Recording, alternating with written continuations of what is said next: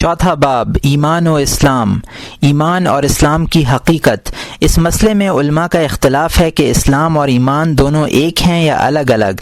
اگر دونوں ایک ہیں تو کیا اسلام ایمان سے الگ پایا جاتا ہے یا ایمان کا متعلق اور لازم ہے؟ بعض حضرات یہ کہتے ہیں کہ دونوں ایک ہی ہیں، اور بعض یہ کہتے ہیں کہ دو ہیں اور دونوں الگ الگ پائے جاتے ہیں۔ کچھ حضرات یہ کہتے ہیں کہ دونوں دو ہیں تاہم ایک دوسرے سے وابستہ رہتے ہیں۔ ابو طالب مکی رحمۃ اللہ علیہ نے اس مسئلے میں ایک طویل اور گنجلک تحریر لکھی ہے۔ اب ہم اس طرح کی بے فائدہ تقریر نقل کیے بغیر واضح اور صریح حق بیان کرتے ہیں۔ اس مسئلے میں 3 بحثیں ہیں۔ اول، لغت میں ان دونوں کا کیا مفہوم ہے؟ دوم، شرع میں ان دونوں سے کیا مراد ہے؟ سوم، دنیا اور آخرت میں ان دونوں کے کیا احکامات ہیں؟ پہلی بحث لغوی ہے، دوسری تفسیری اور تیسری فقہی اور شرعی۔ ایمان و اسلام کے لغوی معنی۔ اس سلسلے میں حق بات یہ ہے کہ ایمان تصدیق کو کہتے ہیں۔ اللہ تعالیٰ فرماتے ہیں وَمَا أَنْتَ بِمُؤْمِنٍ لَنَا، پارہ نمبر 12، رکوع نمبر 12 اور آیت نمبر 17۔ ترجمہ، اور آپ ہماری تصدیق کرنے والے نہیں ہیں۔ آیت میں مومن سے مراد مصدق یعنی تصدیق کرنے والا، اور اسلام کے معنی ہیں حکم بجا لانا، سرکشی، انکار اور عناد چھوڑنا۔ تصدیق کا ایک خاص محل ہے جسے دل کہتے ہیں۔ دل سے تصدیق ہوتی ہے، زبان اس کی ترجمان ہے۔ تسلیم عام ہے، اس کا تعلق دل، زبان اور اعضاء تینوں سے ہے، کیونکہ تصدیق دل سے ہے، وہی تسلیم ہے، اور ترک تصدیق انکار ہے۔ زبان سے اقرار کیا جاتا ہے اور اعضاء سے اطاعت کی جاتی ہے۔ حاصل یہ ہے کہ اسلام عام ہے اور ایمان خاص ہے۔ اسلام کے اجزاء میں اشرف ترین چیز کا نام ایمان ہے۔ اس سے معلوم ہوا کہ ہر تصدیق تسلیم ہے، ہر تسلیم تصدیق نہیں ہے۔ ایمان و اسلام کے شرعی معنی۔ شریعت میں ان دونوں کا اطلاق تینوں طرف ہوا ہے، یعنی یہ کہ دونوں ایک ہیں یا دونوں جدا ہیں، یا ایک کے معنی میں دوسرے کے معنی پائے جاتے ہیں۔ ایمان و اسلام کے ہم معنی ہونے کی مثال یہ آیت کریمہ ہے فَأَخْرَجْنَا مَنْ كَانَ فِيهَا مِنَ الْمُؤْمِنِينَ فَمَا وَجَدْنَا فِيهَا غَيْرَ بَيْتٍ مِنَ الْمُسْلِمِينَ، پارہ نمبر 27، رکوع نمبر 1، آیت نمبر 35 اور 36۔ ترجمہ، اور ہم نے جتنے مومنین تھے وہاں سے نکال کر ان کو علیحدہ کر دیا، سو بجز مسلمانوں کے ایک گھر کے اور کوئی گھر ہم نے نہیں پایا۔ اس پر علماء کا اتفاق ہے کہ یہ ایک ہی گھر تھا، اسی کے لیے مومنین اور مسلمین ارشاد فرمایا۔ ایک اور موقع پر ارشاد فرمایا یا قومی ان کنتم آمنتم باللہ فعلیہ فتوکلوا ان کنتم مسلمین، پارہ نمبر 11، رکوع نمبر 14، آیت نمبر 84۔ ترجمہ، اے میری قوم، اگر تم اللہ پر ایمان رکھتے ہو تو سوچ بچار مت کرو بلکہ اس پر توکل کرو اگر تم اس کی اطاعت کرنے والے ہو۔ حضرت صلی اللہ علیہ وآلہ وسلم کا ارشاد گرامی ہے بنی الاسلام علی 5، بخاری اور مسلم کی حدیث ہے۔ ترجمہ، اسلام کی بنیاد 5 چیزوں پر ہے۔ ایک مرتبہ آپ سے ایمان کے متعلق دریافت کیا گیا تو آپ نے جواب میں یہی 5 چیزیں فرمائیں جو اسلام سے متعلق پوچھے گئے سوال کے جواب میں بیان فرمائی تھیں۔ اس سے معلوم ہوا کہ ایمان و اسلام دونوں ایک ہی ہیں۔ دونوں کے الگ الگ ہونے کی مثال یہ آیت ہے قالت الاعراب آمنا قل لم تؤمنوا او لیکن قولوا اسلمنا، پارہ نمبر 26، رکوع نمبر 14، آیت نمبر 14۔ ترجمہ، یہ گنوار یعنی اعراب کہتے ہیں کہ ہم ایمان لے آئے۔ آپ فرما دیجئے کہ تم ایمان تو نہیں لائے لیکن یوں کہو کہ ہم مخالفت چھوڑ کر متی ہو گئے۔ اس آیت میں ایمان سے مراد محض تصدیق قلب ہے اور اسلام سے مراد زبانی اقرار اور اعضاء کی ظاہری فرما برداری اور انقیاد و تسلیم ہے۔ حدیث میں ہے کہ حضرت جبرائیل علیہ السلام نے حضرت صلی اللہ علیہ وآلہ وسلم سے ایمان کے متعلق دریافت کیا تو آپ نے فرمایا ان تؤمن باللہ وملائکتہ وکتبہ ورسلہ والیوم الآخر وبالبعث بعد الموت وبالحساب وبالقدر خیرہ وشرہ۔ ترجمہ، ایمان یہ ہے کہ تم اللہ پر اور اس کے ملائکہ پر، اس کی کتابوں پر، آخرت کے دن پر، مرنے کے بعد دوبارہ زندہ ہونے پر، حساب پر، اچھی بری تقدیر پر ایمان لاؤ۔ اس کے بعد حضرت جبرائیل علیہ السلام نے اسلام کے بارے میں پوچھا تو آپ نے اس کے جواب میں 5 امور بیان فرمائے، یعنی شہادت، نماز، روزہ، حج اور زکوٰۃ۔ اور یہ حدیث بخاری و مسلم میں ابو ہریرہ سے اور مسلم میں ابن عمر سے منقول ہے، لیکن مسلم کی روایت میں حساب کا ذکر نہیں ہے۔ اس سے معلوم ہوا کہ ایمان محض قلب کی تصدیق کا نام ہے، جبکہ اسلام کا اطلاق زبان کے اقرار اور اعضاء کے عمل پر ہوتا ہے۔ حضرت سعد بن ابی وقاص رضی اللہ تعالی عنہ فرماتے ہیں، انہ صلی اللہ علیہ وسلم اعطى رجلا عطاء ولم يعط الآخر فقال له سعد یا رسول اللہ ترکت فلا نعلم تعطه وهو مؤمن فقال صلی اللہ علیہ وسلم او مسلم فعاد علیہ فعاد رسول اللہ صلی اللہ علیہ وسلم۔ بخاری اور مسلم کی یہ حدیث ہے۔ ترجمہ کہ رسول اللہ صلی اللہ علیہ وسلم نے کسی شخص کو کچھ دیا اور دوسرے کو کچھ نہیں دیا۔ سعد نے عرض کیا، یا رسول اللہ آپ نے نظر انداز فرمایا ہے، اسے کچھ عطا نہیں فرمایا حالانکہ وہ مومن ہے؟ فرمایا یا مسلمان ہے۔ سعد نے دوبارہ عرض کیا، آپ نے بھی 2 بار یہی لفظ کہے۔ تداخل یعنی ایک معنی کا دوسرے معنی میں داخل ہونے کی مثال یہ حدیث ہے۔ انہ سأل صلی اللہ علیہ وسلم فقیل ای الاعمال افضل فقال صلی اللہ علیہ وسلم الاسلام فقال ای الاسلام افضل فقال صلی اللہ علیہ وسلم الایمان۔ اور یہ احمد اور طبرانی کی حدیث ہے۔ ترجمہ حضرت صلی اللہ علیہ وآلہ وسلم کی خدمت میں عرض کیا گیا، بہترین عمل کون سا ہے؟ آپ نے جواب دیا اسلام۔ سائل نے پھر دریافت کیا، کون سا اسلام بہتر ہے؟ آپ نے فرمایا ایمان۔ اس روایت سے معلوم ہوتا ہے کہ یہ دونوں لفظ مختلف بھی ہیں اور ایک دوسرے میں داخل بھی ہیں۔ یہ امر لغت کے اعتبار سے عام استعمالات میں سب سے اچھا استعمال ہے، اس لیے کہ ایمان بھی ایک عمل ہے اور یہ تمام اعمال سے افضل ہے، اور اسلام تسلیم کا نام ہے، خواہ دل سے ہو یا زبان سے یا اعضاء سے۔ ان سب میں بہتر تسلیم وہی ہے جو دل سے ہو، اور دل کی تسلیم وہی ہے جس کو تصدیق کہتے ہیں۔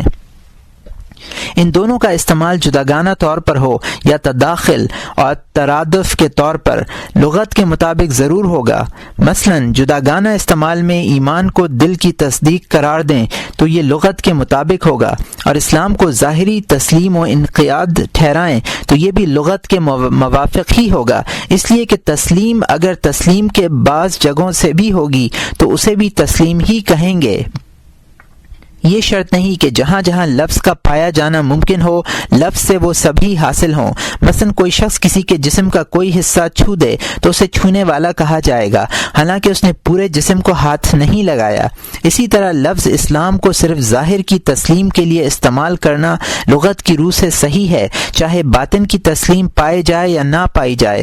قرآن پاک کی اس آیت قالت الاعراب آمنا آخر تک میں اور حضرت سعد بن ابی وقاص رضی اللہ تعالیٰ عنہ کی روایت میں اسلام کے یہی معنی مراد لیے گئے ہیں۔ آپ نے مومن کو مسلم پر ترجیح دی۔ تداخل کے اعتبار سے بھی ان دونوں کا استعمال صحیح ہے، یعنی اسلام کو دل، زبان اور اعضاء کے ذریعے تصدیق کا نام دیں گے، اور ایمان کو ان میں سے بعض مثلا دل کی تصدیق قرار دیں، اور تصدیق کے یہ معنی اسلام میں بھی پائے جاتے ہیں۔ تداخل سے ہمارا مقصد بھی یہی ہے، یعنی ایمان کو خاص کر دینا اور اسلام کو عام رکھنا۔ یہ استعمال بھی لغت کے مطابق ہے، اور اسی استعمال کی دلیل وہ روایت ہے جس میں سائل نے یہ پوچھا کہ کون سا اسلام افضل ہے؟ آپ نے ایمان کا ذکر فرمایا۔ منشا یہی ہے کہ ایمان اسلام میں داخل ہے۔ ان دونوں لفظوں کو ایک معنی کے لیے استعمال کرنے کی صورت یہ ہوگی کہ اسلام کے معنی تسلیم کے لیے جائیں جو دل اور ظاہر دونوں سے ہو، اور ایمان کے بھی یہی معنی مراد لیے جائیں۔ اس صورت میں صرف اتنا تصرف ہوگا کہ ایمان میں جو تخصیص تسلیم قلب کی تھی وہ ختم ہو جائے گی، اور ایمان بھی اسلام کی طرح عام ہو جائے گا۔ ظاہر تسلیم کو بھی اس میں داخل کر لیا جائے گا۔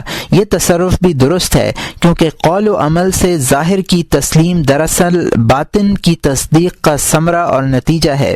کبھی ایسا ہوتا ہے کہ درخت بولتے ہیں اور بطور توسع درخت اور پھل دونوں مراد لیتے ہیں۔ محض اتنے تصرف سے ایمان اسلام کے ہم معنی ہو جائے گا، اور دونوں میں مطابقت پیدا ہو جائے گی۔ گزشتہ صفحات میں یہ آیت کریمہ فما وجدنا فیہا غیر بیت من المسلمین نقل کی گئی ہے، اس کا منشا بھی یہی مطابقت ہے۔ ایمان و اسلام کا شرعی حکم۔ ایمان و اسلام کے دو حکم ہیں، ایک دنیاوی اور دوسرا اخروی۔ اخروی حکم یہ ہے کہ مومن کو دوزخ کی آگ سے نکالا جاتا ہے، ایمان اس میں ہمیشہ رہنے کا معنی ہوتا ہے، کیونکہ حضرت صلی اللہ علیہ وآلہ وسلم نے فرمایا ہے یخرج من النار من کان فی قلبہ مثقال ذرۃ من الایمان، اور یہ بخاری اور مسلم کی حدیث ہے۔ آگ سے نکلے گا وہ شخص جس کے دل میں ذرہ برابر بھی ایمان ہوگا۔ البتہ اس باب میں لوگوں کا اختلاف ہے کہ یہ حکم کس چیز پر مرتب ہوتا ہے، یعنی وہ ایمان کون سا ہے جس کے نتیجے میں دوزخ کا دائمی عذاب نہیں رہتا۔ بعض حضرات کہتے ہیں کہ دل سے یقین کرنا اور زبان سے اقرار کرنا ضروری ہے۔ بعض حضرات ایک تیسری شرط کا اضافہ کرتے ہیں، یعنی اعضاء سے عمل کرنا۔ ہم اس مسئلے میں اصل حقیقت واضح کرتے ہیں۔ واقعہ یہ ہے کہ جو شخص ان تینوں تصدیق قلب، زبانی اقرار اور عمل کا جامع ہوگا، اس میں کسی کا اختلاف نہیں کہ اس کا ٹھکانہ جنت ہوگا۔ یہ ایک درجہ ہوا۔ ایمان کا دوسرا درجہ یہ ہے کہ دو شرطیں پائی جائیں اور کچھ تیسری شرط بھی ہو، یعنی دل سے یقین کرنا، زبان سے اقرار کرنا اور کچھ اعمال، اس نے ایک یا ایک سے زیادہ گناہ کبیرہ کا ارتکاب بھی کیا ہو۔ اس صورت میں معتزلہ یہ کہتے ہیں کہ وہ شخص ایمان سے خارج ہے لیکن کفر میں داخل نہیں، بلکہ اس کا نام فاسق ہے۔ یہ ایک درجہ ہے جسے معتزلہ نے کفر و ایمان کے درمیان فرض کیا ہے۔ یہ شخص ہمیشہ دوزخ میں رہے گا، لیکن معتزلہ کی یہ رائے صحیح نہیں ہے، جیسا کہ عنقریب ہم اس کا ابطال کریں گے۔ تیسرا درجہ یہ ہے کہ دل سے تصدیق اور زبان سے اقرار پایا جائے لیکن عمل نہ ہو۔ اس طرح کے مومنین کے بارے میں علماء کا اختلاف ہے۔ ابو طالب مکی رحمۃ اللہ علیہ کہتے ہیں کہ عمل ایمان کا جز ہے، ایمان عمل کے بغیر مکمل نہیں ہوتا۔ ابو طالب مکی اس سلسلے میں اجماع امت کا دعویٰ بھی کرتے ہیں، لیکن دلائل وہ نقل کیے ہیں جن سے دعوے کے خلاف ثابت ہوتا ہے۔ مثلا انہوں نے اس آیت سے استدلال کیا ہے الذین آمنوا وعملوا الصالحات، ترجمہ وہ لوگ جو ایمان لائے اور جنہوں نے اچھے کام کیے۔ اس آیت سے معلوم ہوتا ہے کہ عمل ایمان کے علاوہ کوئی چیز ہے، ایمان میں داخل نہیں۔ اگر ایمان و عمل دونوں ایک ہی چیز ہوتے تو آمنو کافی ہوتا، عملو کہنے کی ضرورت نہیں تھی۔ حیرت ہے کہ وہ اجماع کا دعویٰ کرتے ہیں، حالانکہ حضرت صلی اللہ علیہ وآلہ وسلم کا ارشاد ہے لا یکفر احد لا بعد حجود لما اقرب، یہ طبرانی کی حدیث ہے۔ ترجمہ کسی کو کافر کہا جائے مگر اس صورت میں جبکہ وہ انکار کر دے جس کا اس نے اقرار کیا ہے۔ ابو طالب مکی معتزلہ کے اس قول کی بھی نفی کرتے ہیں کہ گناہ کبیرہ کی وجہ سے دوزخ میں ہمیشہ رہنا ہوگا، حالانکہ بظاہر ابو طالب مکی کا قول بھی وہی معلوم ہوتا ہے جو معتزلہ کا ہے۔ ہم ان سے یہ معلوم کرنا چاہیں گے کہ اگر کوئی شخص دل سے تصدیق کرے اور زبان سے شہادت دے اور فوراً مر جائے تو کیا اسے جنتی قرار دیا جائے گا؟ وہ یہی جواب دیں گے کہ وہ جنتی ہے۔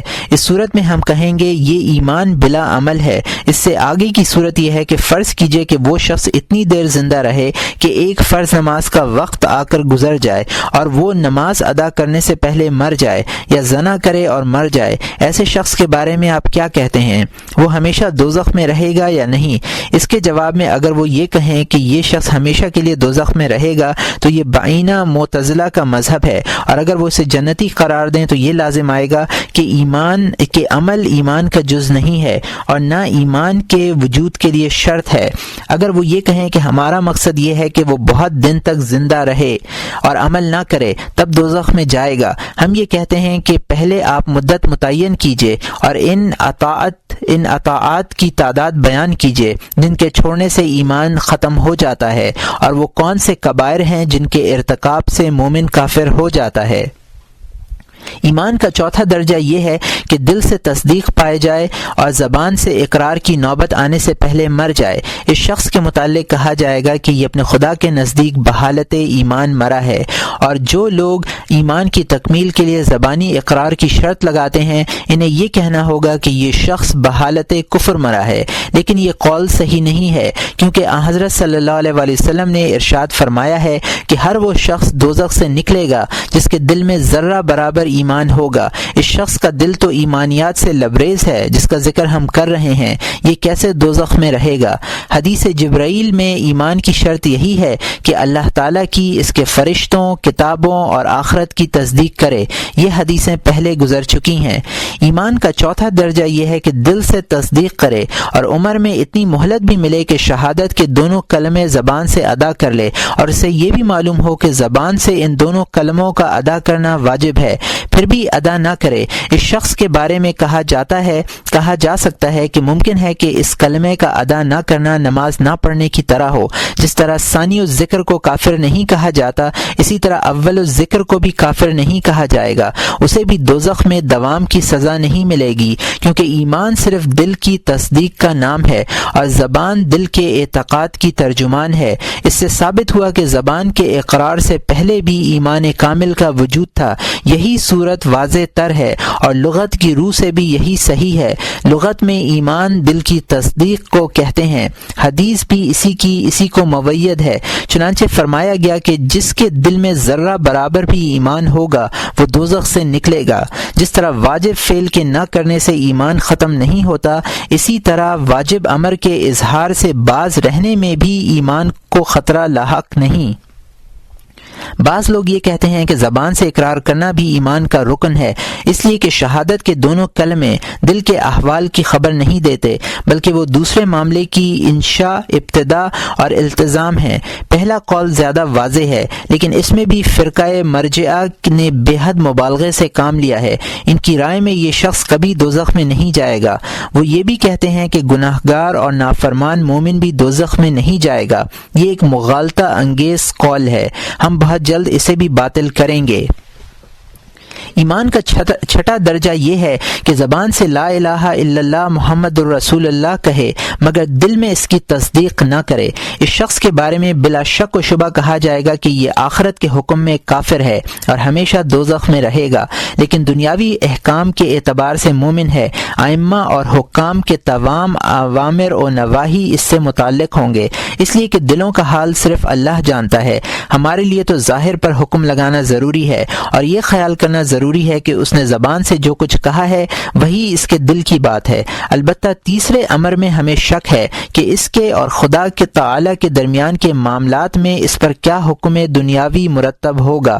مثال کے طور پر اس حال میں جبکہ اس نے دل سے تصدیق نہیں کی تھی، محض زبان سے اظہار کیا تھا، اس کا کوئی رشتہ دار فوت ہو جائے اور اس کی میراث اسے مل جائے، بعد میں اللہ اسے ہدایت عطا کرے اور وہ دل سے ایمان لے آئے، پھر علماء سے یہ فتویٰ دریافت کریں گے کہ فلاں جب میرا فلاں رشتہ دار مرا تھا تو میں نے دل سے تصدیق نہیں کی تھی اور اسی حالت میں مجھے اس کی میراث مل گئی تھی، اب وہ میراث میرے پاس ہے۔ اس معاملے کے اعتبار سے جو فیما بینی و بین اللہ ہے، یہ مال میرے لیے جائز ہے یا نہیں، یا اس شخص نے اپنی پہلی ہی حالت میں کسی مسلمان عورت سے نکاح کیا تھا پھر دل سے تصدیق کی، اب دوبارہ نکاح کرنا اس کے لیے ضروری ہے یا نہیں، یہ مسائل محض تردد ہیں، کوئی قطعی حکم نہیں لگایا جا سکتا۔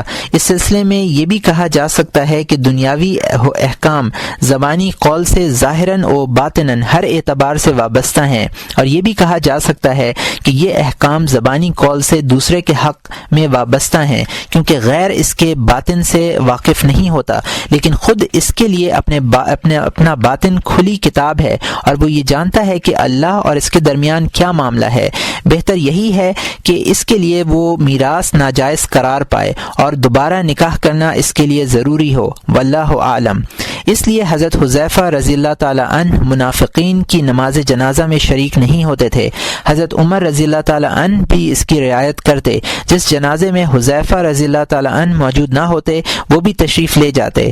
یہ اسی احتیاط کی بنا پر تھا۔ نماز دنیا میں ایک ظاہری عمل ہے، اگرچہ عبادات میں سے ہے، نماز ہی کی طرح حرام سے بچنا بھی ان امور میں سے ہے جو اللہ تعالیٰ کے لیے واجب ہیں۔ چنانچہ حضرت صلی اللہ علیہ وآلہ وسلم کا ارشاد ہے، طلب الحلال فریدۃ بعد الفریدہ، طبرانی اور بہقی کی حدیث ہے۔ ترجمہ، فرض کے بعد حلال کا طلب کرنا فرض ہے۔ ایک شبے کا جواب، یہاں ہماری اس تقریر کے متعلق یہ شبہ نہیں کیا جا سکتا کہ یہ تقریر اس قول کے خلاف ہے کہ عرص اسلام کا حکم ہے اور وہ بھی تسلیم ہے۔ ہم یہ مانتے ہیں اگر یہاں ہماری مراد تسلیم کا وسیع تر مفہوم ہے جو ظاہر و باطن دونوں کو شامل ہو۔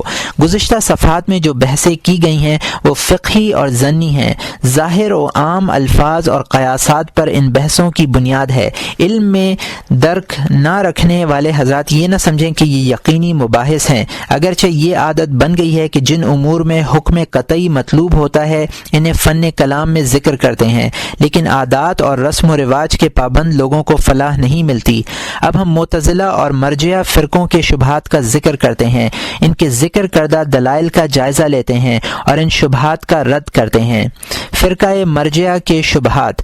معتزلہ اور مرجئہ فرقوں کے شبہات قرآن کریم کی عام آیات پر مبنی ہیں۔ چنانچہ مرجئہ یہ اعتقاد رکھتے ہیں کہ مومن دوزخ میں نہیں جائے گا چاہے وہ بدترین گناہ گار ہی کیوں نہ ہو۔ اپنے اس اعتقاد کی صحت پر وہ ذیل کی آیت سے استدلال کرتے ہیں، فَمَن يُؤْمِن بِرَبِّهِ فَلَا يَخَافُ بَخْسًا وَلَا رَهَقًا، پارہ نمبر 29 رکوع نمبر 11 آیت نمبر 13۔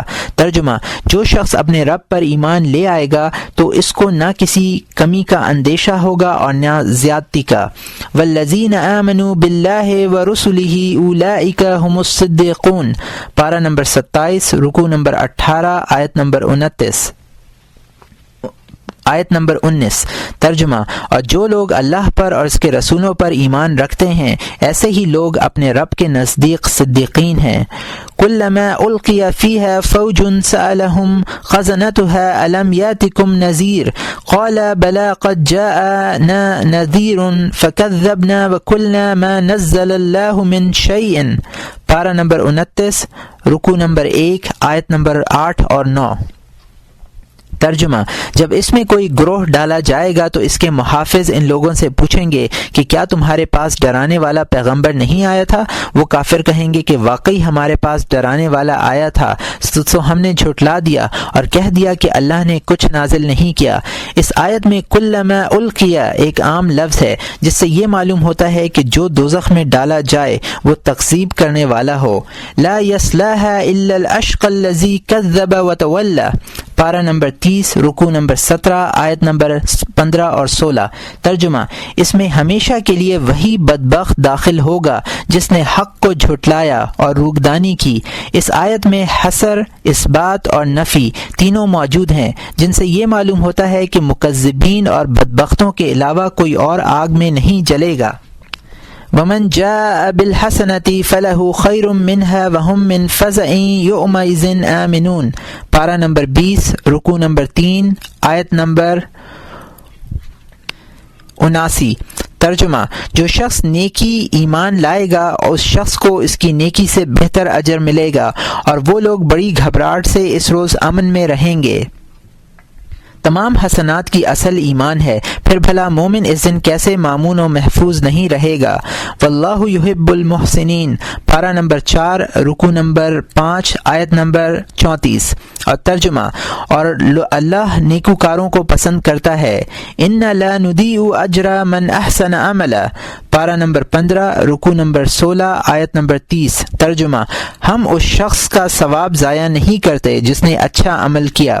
یہ مرجئہ کے دلائل ہیں، لیکن ان آیات سے ان کا مقصد حاصل نہیں ہوتا، اس لیے کہ ان آیتوں میں جہاں کہیں ایمان کا ذکر ہے اس سے مجرد ایمان مراد نہیں ہے بلکہ ایمان مع عمل مراد ہے۔ چنانچہ ہم یہ بیان بھی کر چکے ہیں کہ کبھی ایمان سے اسلام بھی مراد لیا جاتا ہے، یعنی دل اور قول و عمل کی مطابقت۔ ایمان کے سلسلے میں ہم یہ تعویل اس لیے کرتے ہیں کہ بہت سی آیات و احادیث میں گناہ گاروں کے عذاب اور مقدار عذاب کا بیان ہے۔ حضرت صلی اللہ علیہ وسلم کا یہ فرمانا کہ دوزخ سے ہر اس شخص کو باہر نکال دیا جائے گا جس کے دل میں ذرہ برابر بھی ایمان ہوگا، اس سے بھی اہل ایمان کا دوزخ میں جانا ثابت ہو رہا ہے، کیونکہ اگر مومن دوزخ میں نہیں جائے گا تو باہر کیسے نکلے گا؟ قرآن کریم میں ارشاد ہے، ان اللہ لا یغفر ان یشرک بہ ویغفر ما دون ذلک لمن یشاء، یہ پارہ نمبر 5 رکوع نمبر 15 کی آیت نمبر 116 ہے۔ ترجمہ، بے شک اللہ تعالیٰ اس بات کو نہ بخشیں گے کہ ان کے ساتھ کسی کو شریک قرار دیا جائے، اور اس کے سوا اور جتنے گناہ ہیں جس کے لیے منظور ہوگا وہ گناہ بخش دیں گے۔ اس میں شرک کو ناقابل معافی اور باقی گناہوں کو قابل عفو قرار دے کر اور اس مغفرت کو اپنی مشیت سے مستثنی فرما کر یہ بتلایا کہ مجرم صرف مشرک ہی نہیں ہیں بلکہ اور لوگ بھی ہیں۔ ایک جگہ ارشاد فرمایا وَمَن يَعْصِ اللَّهَ وَرَسُولَهُ فَإِنَّ لَهُ نَارَ جَهَنَّمَ خَالِدِينَ فِيهَا، پارہ نمبر 29 رکوع نمبر 12 آیت نمبر 23۔ اور جو اللہ اور اس کے رسول کا کہنا نہیں مانتے تو یقیناً ان کے لیے دوزخ کی آگ ہے جس میں وہ ہمیشہ رہیں گے۔ جو لوگ اس آیت میں کفار کی تخصیص کرتے ہیں یہ ایک زبردستی ہے۔ آیت میں اس طرح کا کوئی قرینہ موجود نہیں ہے۔ کچھ اور آیات حسب ذیل ہیں۔ الا ان الظالمین فی عذاب مقیم، پارہ نمبر 25 رکوع نمبر 6 آیت نمبر 45۔ ترجمہ، یاد رکھو کہ ظالم لوگ دائمی عذاب میں رہیں گے۔ وَمَنْ جَاءَ بِالسَّيِّئَةِ فَكُبَّتْ وُجُوهُهُمْ فِي النَّارِ، پارہ نمبر 20 رکوع نمبر 3 آیت نمبر 90۔ ترجمہ، اور جو شخص بدی یعنی کفر و شرک کرے گا تو وہ لوگ اوندھے منہ آگ میں ڈالے جائیں گے۔ جس طرح مرجعہ نے عام آیات نقل کی ہیں اور ان سے استدلال کیا ہے، اسی طرح عام آیات یہ بھی ہیں جو مجرمین کے عذاب پر دلالت کرتی ہیں۔ اس سے ثابت ہوا کہ نہ مطلق حکم ان آیات میں وارد ہے اور نہ ان آیات میں بیان کیا گیا ہے، بلکہ دونوں جگہ تخصیص و تعویل کی ضرورت ہے، اس لیے کہ روایات میں صاف طور پر مختلف نوع گناہگاروں کے لیے عذاب کی وعیدیں موجود ہیں، بلکہ ایک آیت میں ارشاد فرمایا گیا ہے وَإِن مِّنكُمْ إِلَّا وَارِدُهَا، پارہ نمبر 12 رکوع نمبر 8 آیت نمبر 71۔ ترجمہ، اور تم میں سے کوئی بھی نہیں جس کا اس پر سے گزر نہ ہو۔ اس میں صراحت ہی کہ آگ میں سب کو جانا ہے، اس میں صراحت ہے کہ آگ میں سب کو جانا ہے، اس لیے کہ کوئی مومن گناہ کے ارتکاب سے بچا نہیں ہے۔ لا یصلاها الا الاشقى، آخر تک سے مراد ایک خاص جماعت ہے، یا لفظ اشقا سے کوئی متعین شخص مراد لیا گیا ہے۔ کلما القی فیها فوج سألهم، آخر تک میں فوج سے کافروں کی فوج مراد ہے۔ اسی طرح دوسری آیات میں تعویل و تخصیص کی گنجائش ہے۔ اسی طرح کی آیات کی وجہ سے ابو الحسن اشعری رحمۃ اللہ علیہ اور کچھ دوسرے متکلمین عام الفاظ ہی کا انکار کر بیٹھے اور کہنے لگے کہ اس طرح کے الفاظ میں اس وقت تک توقف کرنا چاہیے جب تک کہ کوئی قرینہ ظاہر نہ ہو اور ان کے معنی واضح نہ ہوں۔ معتزلہ کے شبہات، معتزلہ نے اپنے شبہات کی بنیاد مندرجہ ذیل آیات کو قرار دیا ہے۔ وَإِنِّي لَغَفَّارٌ لِمَن تَابَ وَآمَنَ وَعَمِلَ صَالِحًا ثُمَّ اهْتَدَى، پارہ نمبر 16 رکوع نمبر 13 آیت نمبر 84۔ ترجمہ، اور میں ایسے لوگوں کے لیے بڑا بخشنے والا بھی ہوں جو توبہ کر لیں اور ایمان لائیں اور نیک عمل کریں پھر اسی راہ پر قائم بھی رہیں۔ وَالْعَصْرِ إِنَّ الْإِنسَانَ لَفِي خُسْرٍ إِلَّا الَّذِينَ آمَنُوا وَعَمِلُوا الصَّالِحَاتِ، پارہ نمبر 30 رکوع نمبر 28 آیت نمبر 1 سے 3۔ ترجمہ، قسم ہے زمانے کی جس میں نفع و نقصان واقع ہوتا ہے کہ انسان بڑے خسارے میں ہیں مگر جو لوگ کہ ایمان لائے اور انہوں نے اچھے کام کیے۔ وَإِن مِّنكُمْ إِلَّا وَارِدُهَا كَانَ عَلَى رَبِّكَ حَتْمًا مَّقْضِيًّا، پارہ نمبر 16 رکوع نمبر 8 آیت نمبر 71۔ اور تم میں سے کوئی بھی نہیں جس کا اس پر سے گزر نہ ہو، یہ آپ کے رب کے اعتبار سے لازم ہے جو ضرور پورا ہو کر رہے گا۔ ثُمَّ نُنَجِّيَ الَّذِينَ اتَّقَوْا، پھر ہم ان لوگوں کو نجات دیں گے جو خدا سے ڈرتے تھے۔ وَمَن يَعْصِ اللَّهَ وَرَسُولَهُ فَإِنَّ لَهُ نَارَ جَهَنَّمَ، اور جو لوگ جو اللہ اور اس کے رسول کا کہنا نہیں مانیں گے ان کے لیے دوزخ کی آگ ہے۔ ان آیات میں اور اس طرح کی دوسری آیات میں ایمان کے ساتھ عمل صالح کی شرط بھی لگائی گئی ہے اور اسی کو مدار نجات قرار دیا گیا ہے۔ ایک جگہ مومن کو جان بوجھ کر قتل کرنے والے کی سزائے دائمی جہنم بیان کی گئی ہے۔ وَمَن يَقْتُلْ مُؤْمِنًا مُتَعَمِّدًا فَجَزَاؤُهُ جَهَنَّمَ خَالِدًا فِيهَا، پارہ نمبر 5 رکوع نمبر 10 آیت نمبر 93۔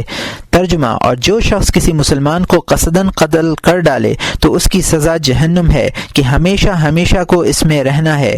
مذکورہ آیات سے معتزلہ استدلال کرتے ہیں، مگر یہ آیات بھی عام ہیں اور ان میں تخصیص و تعویل کی گنجائش موجود ہے، کیونکہ اللہ تعالیٰ کا ارشاد ہے وَيَغْفِرُ مَا دُونَ ذَلِكَ لِمَن يَشَاءُ۔ یہ آیت اس بات کا تقاضا کرتی ہے کہ شرک کے علاوہ گناہوں میں اس کی مشیت باقی رہے۔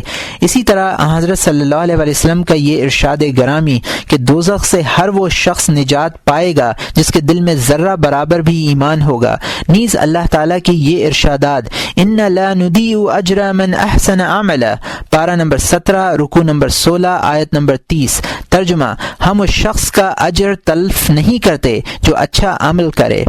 فإن اللہ لا یضیع اجر المحسنین، پارہ نمبر 12 رکوع نمبر 10 آیت نمبر 115۔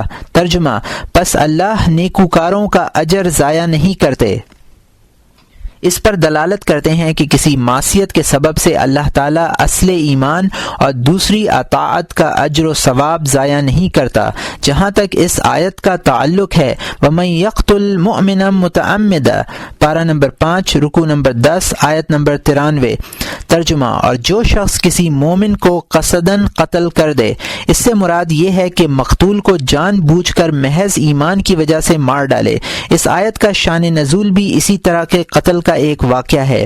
اب اگر یہ کہا جائے کہ آپ کی تقریر سے معلوم ہوا کہ مختار و پسندیدہ مذہب یہ ہے کہ ایمان بغیر عمل کے بھی معتبر ہے، حالانکہ اکابر سلف کا یہ قول مشہور ہے کہ ایمان و تصدیق اقرار باللسان اور عمل کا نام ہے، تو اکابر سلف کے اس قول کا منشا و مطلب کیا ہے؟ اس کا جواب یہ ہے کہ عمل کا ایمان میں شمار کرنا غلط نہیں ہے، کیونکہ عمل ایمان کی تکمیل کا نام ہے۔ یہ ایسا ہی ہے جیسے یہ کہیں کہ سر اور 2 ہاتھوں سے مل کر انسان بنتا ہے۔ ظاہر ہے کہ اگر کسی کے سر نہ ہوں تو وہ انسان بھی شمار نہیں کیا جا سکتا، لیکن اگر دونوں ہاتھ نہ ہوں تو اسے دائرہ انسانیت سے خارج نہیں قرار دیا جا سکتا۔ اسی طرح یہ کہا جاتا ہے کہ تکبیرات و تسبیحات نماز میں سے ہیں، اگرچہ نماز ان کے نہ ہونے سے باطل نہیں ہوتی۔ ایمان میں دل کی تصدیق آدمی کے سر کی طرح ہے، اگر وہ نہ ہو تو ایمان بھی نہ ہو، اور دوسرے عمل آدمی کے ہاتھ پاؤں کی حیثیت رکھتے ہیں۔ انسانی اعضاء کی طرح اعمال میں بھی بعض کو بعض پر فضیلت حاصل ہے۔ حضرت صلی اللہ علیہ وسلم کے اس ارشاد گرامی سے بھی معتزلی استدلال کرتے ہیں لا یزنی الزانی حین یزنی وہو مؤمن، اور یہ بخاری اور مسلم کی حدیث ہے۔ ترجمہ، زنا نہیں کرتا زنا کرنے والا اس حال میں کہ وہ مومن ہے۔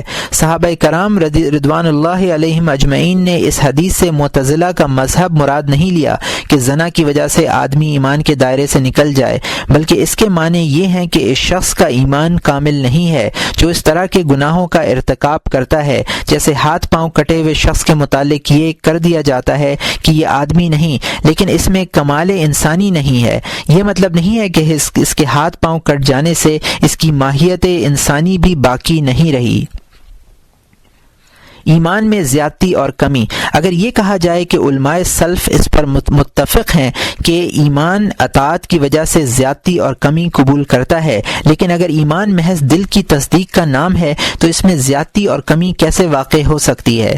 اس کا جواب یہ ہے کہ دراصل علماء سلف الشاہدون الصادقون سچے گواہ ہیں، ان کی تحقیق سے انحراف صحیح نہیں ہے۔ جو کچھ وہ کہتے ہیں بلا ریب یعنی بلا شک درست ہے، لیکن اسے سمجھنے کے لیے غور و فکر کی ضرورت ہے، اور یہ غور و فکر سلف کے اس قول کی روشنی میں ہونا چاہیے کہ عمل ایمان کا جز نہیں ہے اور نہ اس کے وجود کا رکن ہے، بلکہ ایک زائد چیز ہے۔ اسی سے ایمان میں زیادتی ہوتی ہے۔ ظاہر ہے کہ چیز اپنی ذات سے تو بڑھتی نہیں بلکہ زوائد سے بڑھا کرتی ہے، چنانچہ یہ نہیں کہتے کہ انسان اپنے سر سے بڑھ جاتا ہے، بلکہ یہ کہتے ہیں کہ وہ اپنی داڑھی اور موٹاپے سے بڑھتا ہے۔ اسی طرح یہ نہیں کہہ سکتے کہ نماز رکوع اور سجدے سے زیادہ ہوتی ہے، بلکہ وہ سنن اور مستحبات سے بڑھتی ہے۔ سلف کے قول میں اس کی تصریح ہے کہ ایمان کا ایک وجود ہے، پھر وجود کے بعد اس کا حال ہے جو کمی بیشی کے اعتبار سے مختلف ہوتا رہتا رکھتا ہے۔ اب اگر یہ کہا جائے کہ اعتراض تو ابھی قائم ہے، یعنی یہ کہ تصدیق کسی طرح کمی و بیشی ہوتی ہے، تصدیق تو ایک حالت کا نام ہے، اس کے جواب یہ ہے کہ یہ شبہ بھی اس وقت دور ہو جائے گا جب ہم مداہنت ترک کر دیں گے اور تحقیق کے چہرے سے جہالت کے پردے اتار پھینکیں گے۔ یہ تحقیق ہم ذیل کی سطور میں عرض کریں گے۔ لفظ ایمان ایک مشرک لفظ ہے، اس کا اطلاق 3 چیزوں پر ہوتا ہے۔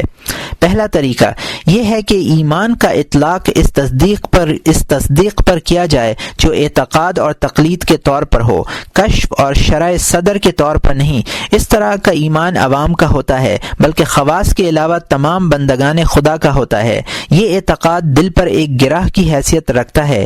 یہ گرہ کبھی سخت ہو جاتی ہے اور کبھی ڈھیلی پڑ جاتی ہے، جس طرح دھاگے کی گرہ ہوتی ہے۔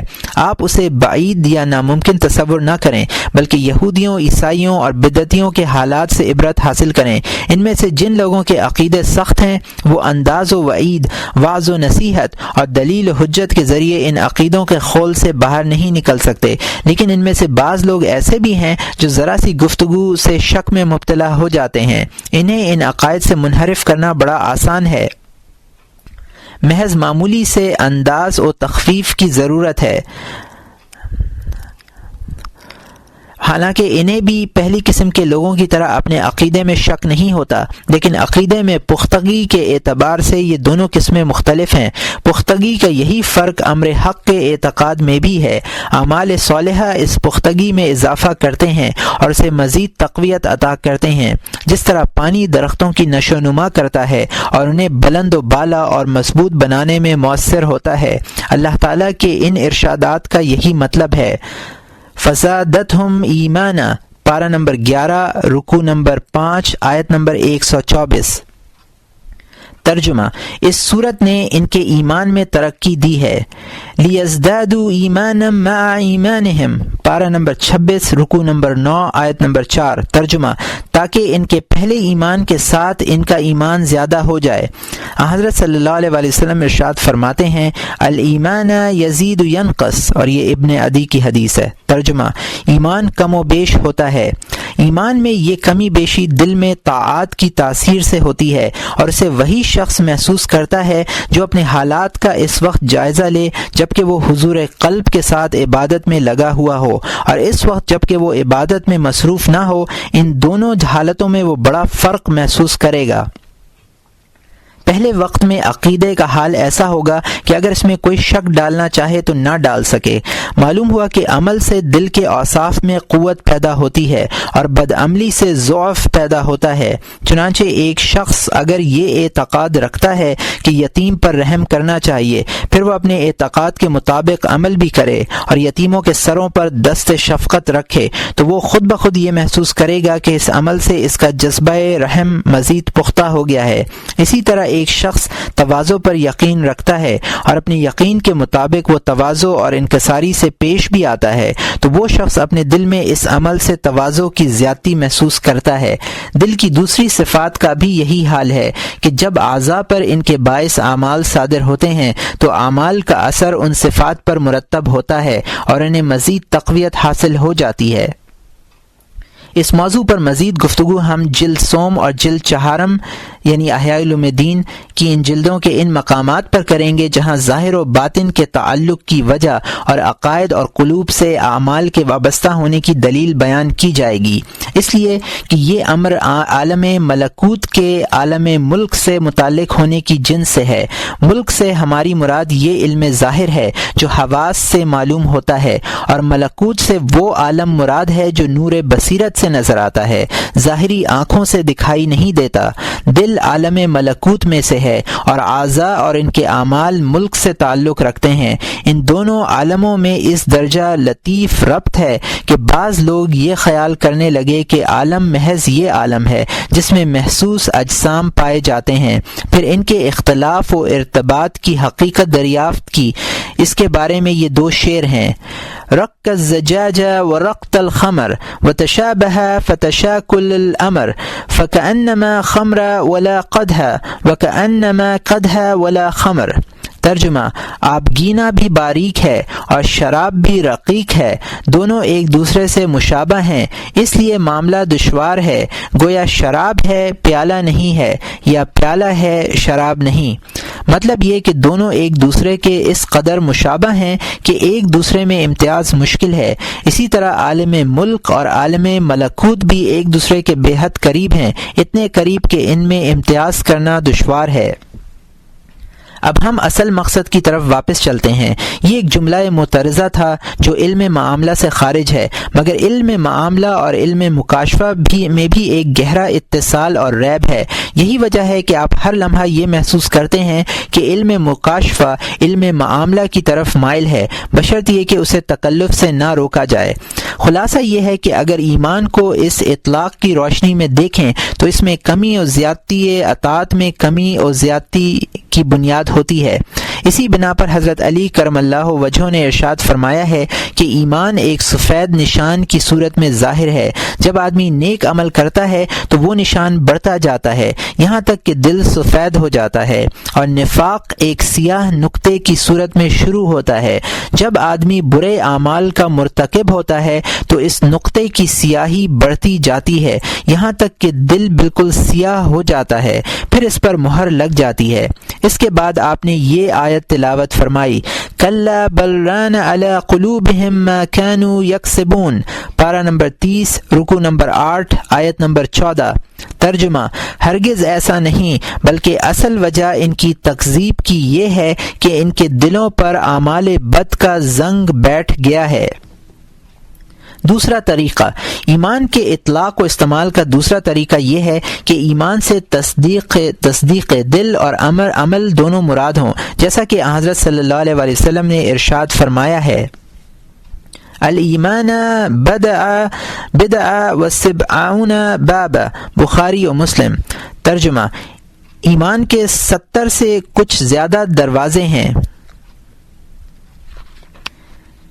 یا یہ حدیث کہ زانی اس حال میں زنا نہیں کرتا کہ وہ صاحب ایمان ہو۔ اگر ایمان کے معنی میں عمل بھی داخل ہو تو ظاہر ہے کہ اعمال سے اس میں کمی یا بیشی ضرور ہوگی۔ یہ تاثیر اس ایمان میں بھی ہوتی ہے یا نہیں جس کو صرف تصدیق کہتے ہیں، اس میں اختلاف ہے، اور ہم بیان کر چکے ہیں کہ یہ تاثیر اس ایمان میں بھی ہوتی ہے۔ تیسرا طریقہ یہ ہے کہ ایمان سے وہ یقینی تصدیق مراد لی جائے جو کشف، شرح صدر اور نور بصیرت کے مشاہدے سے حاصل ہو، اور ایمان کی دوسری قسموں کے مقابلے میں یہ قسم جسے تصدیق یقینی سے تعبیر کیا گیا ہے کم و بیشی قبول کرنے سے بعید تر ہے۔ تاہم ہمارا یہ کہنا ہے کہ جو امر یقینی ہو، اس میں کسی قسم کا شک بھی نہ ہو، اور اس میں بھی اطمینان قلب کی کیفیت مختلف ہوتی ہے۔ مثلا ایک امر یہ ہے کہ دو ایک سے زیادہ ہیں، اور دوسرا امر یہ ہے کہ عالم مخلوق ہے اور حادث ہے۔ ان دونوں میں سے کسی ایک امر میں بھی شک کی گنجائش نہیں ہے، مگر جو اطمینان پہلے امر کے سلسلے میں ہے وہ اطمینان دوسرے امر کے سلسلے میں نہیں ہے۔ اسی طرح دوسرے یقینی امور ہیں کہ ان میں قلب کی تصدیق کی کیفیت مختلف ہوتی ہے۔ ہم نے یہ مضمون کتاب العلم کے اس باب میں بیان کیا ہے جس میں علماء آخرت کی علامتیں ذکر کی گئی ہیں، اس لیے اب دوبارہ لکھنے کی ضرورت نہیں ہے۔ ان سب اطلاقات و استعمالات سے ظاہر ہوا کہ سلف صالحین نے ایمان میں زیادتی و نقصان کے متعلق جو کچھ فرمایا ہے وہ درست ہے، اور درست کیوں نہ ہو کہ روایات میں آ چکا ہے کہ دوزخ سے ہر وہ شخص نکلے گا جس کے دل میں ذرہ برابر بھی ایمان ہوگا۔ بعض روایات میں دینار کے بقدر ایمان کی قید ہے، مثلا بخاری و مسلم کی حدیث۔ اگر دل کی تصدیق میں فرق نہ ہو تو ان مقداروں کے اختلاف کے کیا معنی ہیں؟ ایمانیات میں انشاءاللہ کا مسئلہ۔ علماء سلف سے ایک جملہ منقول ہے، ہم مومن ہیں انشاءاللہ۔ لفظ انشاءاللہ شک کے لیے آتا ہے، اور ایمان میں شک کرنا کفر ہے، مگر ہم یہ دیکھتے ہیں کہ بزرگان سلف ایمان کے باب میں یقین کے الفاظ بولنے سے احتراز کیا کرتے تھے۔ چنانچہ سفیان الثوری رحمۃ اللہ علیہ فرماتے ہیں کہ جو شخص یوں کہے کہ میں اللہ تعالیٰ کے نزدیک مومن ہوں تو وہ جھوٹا ہے، اور جو شخص یہ کہے کہ میں حقیقت حقیقت میں مومن ہوں تو اس کا یہ کہنا بدعت ہے۔ اس میں یہ شبہ ہوتا ہے کہ جو شخص واقع میں مومن ہے وہ شخص اپنے اس قول میں جھوٹا کیسے ہوگا کہ میں اللہ تعالیٰ کے نزدیک مومن ہوں۔ اس لیے جو شخص واقع میں مومن ہے وہ خدا کے نزدیک بھی صاحب ایمان ہوگا۔ جیسے کوئی شخص واقعی میں طویل القامت ہو یا بوڑھا ہو اور وہ اپنے اس وصف سے واقف بھی ہو تو وہ خدا کے نزدیک بھی طویل القامت یا بوڑھا ہی ہوگا۔ اسی طرح اگر کوئی شخص خوش، غمگین، سننے والا یا نابینا ہو اس کا بھی یہی حال ہے۔ اگر کسی شخص سے یہ معلوم کیا جائے کہ کیا تم جاندار ہو، جواب میں اگر وہ یہ کہے کہ ہاں میں جاندار ہوں انشاءاللہ، تو اس کا یہ جواب بے موقع ہوگا۔ حضرت سفیان الثوری رحمۃ اللہ علیہ سے جب یہ پوچھا گیا کہ ایمان کے جواب میں کیا کہنا چاہیے تو فرمایا کہ یہ کہو کہ ہم اللہ پر اور جو کچھ ہم پر نازل کیا گیا ہے اس پر ایمان لائے۔ ہم یہ کہتے ہیں کہ اس جواب میں اور یہ کہہ دینے میں کہ ہم مومن ہیں کیا فرق ہے؟ حضرت حسن بصری رحمۃ اللہ علیہ سے کسی نے پوچھا کہ آپ مومن ہیں؟ فرمایا انشاءاللہ۔ سائل نے عرض کیا اے ابو سعید، آپ ایمان میں شک کا لفظ استعمال کر رہے ہیں۔ فرمایا مجھے یہ ڈر ہے کہ اگر میں ہاں کہہ دوں تو کہیں اللہ تعالیٰ یہ نہ فرما دے کہ اے حسن تو جھوٹ کہتا ہے اور پھر مجھ پر عذاب الہی ثابت ہو جائے۔ حضرت حسن یہ بھی فرمایا کرتے تھے کہ مجھے اس امر سے کوئی چیز بے خوف نہیں بناتی کہ مجھ میں اللہ کوئی ناپسندیدہ چیز دیکھے، مجھے برا جانے یا یہ کہہ دے کہ چلا جا، میں تیرا کوئی عمل قبول نہیں کرتا۔ حضرت ابراہیم بن ادہم رحمۃ اللہ علیہ نے فرمایا کہ جب تم سے کوئی یہ کہے کہ کیا تم مومن ہو تو کہو لا الہ الا اللہ۔ ایک روایت میں یہ ہے کہ اس کے جواب میں کہو کہ ایمان میں شک نہیں اور ہم سے تیرا سوال کرنا بدعت ہے۔ علقمہ سے کسی نے پوچھا کہ تم مومن ہو؟ جواب دیا توقع رکھتا ہوں انشاءاللہ تعالی۔ سفیان الثوری رحمۃ اللہ علیہ فرماتے ہیں کہ ہم اللہ پر، اس کے فرشتوں، کتابوں اور رسولوں پر ایمان رکھتے ہیں اور یہ نہیں جانتے کہ اللہ تعالیٰ کے نزدیک ہم کون ہیں۔ اس تفصیل کے بعد یہ سوال کیا جا سکتا ہے کہ علماء سلف اپنے ایمان میں استثناء کیا کرتے تھے، اس کی کیا وجہ ہے؟ اس کا جواب یہ ہے کہ ان لوگوں کو انشاءاللہ کہنا درست ہے اور اس کی 4 صورتیں ہیں جن میں 2 صورتیں شک سے متعلق ہیں، مگر یہ شک اصل ایمان میں نہیں ہوتا بلکہ ایمان کے خاتمے سے متعلق ہوتا ہے۔ باقی 2 صورتیں ایسی ہیں کہ ان میں انشاءاللہ شک سے متعلق نہیں ہے۔ پہلی صورت جس کا تعلق شک سے نہیں ہے یہ ہے کہ یقین سے احتراز اس بنا پر کیا جائے کہ اس میں تزکیہ نفس کا خوف ہے اور شریعت میں اس تزکیہ نفس کو معیوب قرار دیا گیا ہے۔ چنانچہ اللہ تعالیٰ فرماتے ہیں فَلَا تُزَكُّوا أَنفُسَكُمْ، پارہ نمبر 27 رکوع نمبر 6 آیت نمبر 23۔ ترجمہ تم اپنے آپ کو مقدس مت سمجھا کرو۔ الم تر الی الذین یزکون انفسہم، پارہ نمبر 5 رکوع نمبر 4 آیت نمبر 49۔ ترجمہ کیا تو نے ان لوگوں کو نہیں دیکھا جو اپنے آپ کو مقدس سمجھتے ہیں؟ انظر کیف یفترون علی اللہ الکذب، پارہ نمبر 5 رکوع نمبر 4 آیت نمبر 50۔ ترجمہ دیکھو تو یہ لوگ اللہ پر کیسی جھوٹی تہمت لگاتے ہیں۔ کسی دانا سے دریافت کیا گیا کہ بدترین سچائی کیا ہے؟ جواب دیا کہ آدمی خود اپنی تعریف کرے۔ ایمان انسان کا اعلیٰ ترین وصف ہے، اس کے بارے میں یقین کے ساتھ کچھ کہنا اپنی مطلق بڑائی کرنی ہے، اس لیے انشاءاللہ کہہ کر گویا اس بڑائی کو کم کیا جا سکتا ہے۔ یہ ایسا ہی ہے جیسا کسی شخص سے ہم یہ کہیں کہ کیا تم طبیب، فقیہ یا مفسر ہو تو وہ جواب میں کہتا ہے جی ہاں انشاءاللہ۔ کہنے والے کا یہ مطلب ہرگز نہیں ہے کہ وہ اپنے طبیب ہونے یا فقیہ اور مفسر ہونے میں شک کا اظہار کر رہا ہے، بلکہ وہ اپنے نفس کو خود اپنی تعریف سے باز رکھنے کے لیے یہ الفاظ استعمال کرتا ہے۔ عموماً یہ لفظ خبر کو ضعیف کرنے کے لیے استعمال کیا جاتا ہے، اور کیونکہ تزکیہ نفس بھی خبر کے لوازم میں سے ایک لازم ہے، اس کو ضعیف کرنے کے لیے جواب دینے والے نے انشاءاللہ کہہ دیا۔ جب اس لفظ کی یہ تعویل ہوئی تو اس سے معلوم ہوا کہ اگر کوئی برا وصف پوچھا جائے، مثلا یہ کہا جائے کہ تم چور ہو یا نہیں، تو اس کے جواب میں انشاءاللہ نہیں کہنا چاہیے۔ دوسری صورت انشاءاللہ کہنے میں یہ حکمت پوشیدہ ہے کہ گویا وہ اپنے ہر قول کو اللہ کے نام کے ساتھ ذکر کرنا چاہتا ہے اور اپنے تمام امور کو اللہ تعالیٰ کے سپرد کر دینے ہی میں عافیت سمجھتا ہے۔ چنانچہ اللہ تعالیٰ نے اپنے نبی صلی اللہ علیہ وآلہ وسلم کو اس ادب کی تلقین فرمائی۔ ارشاد ہے وَلَا تَقُولَنَّ لِشَيْءٍ إِنِّي فَاعِلٌ ذَلِكَ غَدًا إِلَّا أَن يَشَاءَ اللَّهُ، پارہ نمبر 15 رکوع نمبر 16 آیت نمبر 23۔ ترجمہ، اور آپ کسی کام کی بنسبت یوں نہ کہا کیجیے کہ میں اس کو کل کر دوں گا، مگر خدا کے چاہنے کو ملا دیجیے۔ انشاءاللہ کہنے کی تلقین اور معاملات کو حوالہ مشیت کر دینے کی ہدایت صرف ان امور کے سلسلے میں ہی نہیں فرمائی جن میں شک ہو، بلکہ ارشاد فرمایا لَتَدْخُلَنَّ الْمَسْجِدَ الْحَرَامَ إِنْ شَاءَ اللَّهُ آمِنِينَ مُحَلِّقِينَ رُؤُوسَكُمْ وَمُقَصِّرِينَ لَا تَخَافُونَ، پارہ نمبر 26 رکوع نمبر 12 آیت نمبر 27۔ ترجمہ، کیا تم لوگ مسجد حرام مکے میں انشاءاللہ ضرور جاؤ گے امن و امان کے ساتھ کہ تم میں کوئی سر منڈاتا ہوگا اور کوئی بال کتراتا ہوگا، تم کو کسی طرح کا اندیشہ نہ ہوگا۔ حالانکہ اللہ تعالیٰ جانتے تھے کہ یہ لوگ بلا شک و شبہ مسجد حرام مکہ مکرمہ میں داخل ہوں گے۔ ہماری مشیت اس امر کے لیے مقدر ہو چکی ہے، مگر مقصود یہ تھا کہ حضرت صلی اللہ علیہ وآلہ وسلم کو اس طریقے کی تلقین فرمائیں۔ چنانچہ حضرت صلی اللہ علیہ وآلہ وسلم نے یہی طریقہ اختیار فرمایا۔ جب بھی آپ کوئی خبر دیتے چاہے وہ یقینی ہو یا مشکوک، انشاءاللہ ضرور کہتے، یہاں تک کہ جب قبرستان میں جاتے تو ارشاد فرماتے السلام علیکہ دار قوم مؤمنین وانا انشاء اللہ بکم لاحقون، اور یہ صحیح مسلم کی حدیث ہے۔ ترجمہ، تم پر سلامتی ہو اے ایمان والو، ہم انشاءاللہ تم سے ملیں گے۔ حالانکہ ان سے ملنا ان امور سے تعلق نہیں رکھتا تھا جس میں کسی قسم کا شک و تردد ہو، لیکن ادب کا تقاضا یہی ہے کہ ایسے مواقع پر بھی اللہ کا نام لیں اور معاملات کو اس کی مشیت سے وابستہ کر دیں۔ عرف عام میں بھی لفظ ماشاء اللہ شک کے موقع پر استعمال نہیں ہوتا، بلکہ خواہش اور تمنا کے اظہار کے لیے استعمال کیا جاتا ہے۔ مثلا اگر تم سے یہ کہا جائے کہ فلاں شخص جلد مر جائے گا اور تم جواب میں کہو کہ انشاءاللہ، تو اس سے یہ سمجھا جائے گا کہ تم اس کی موت کی خواہش یا تمنا رکھتے ہو۔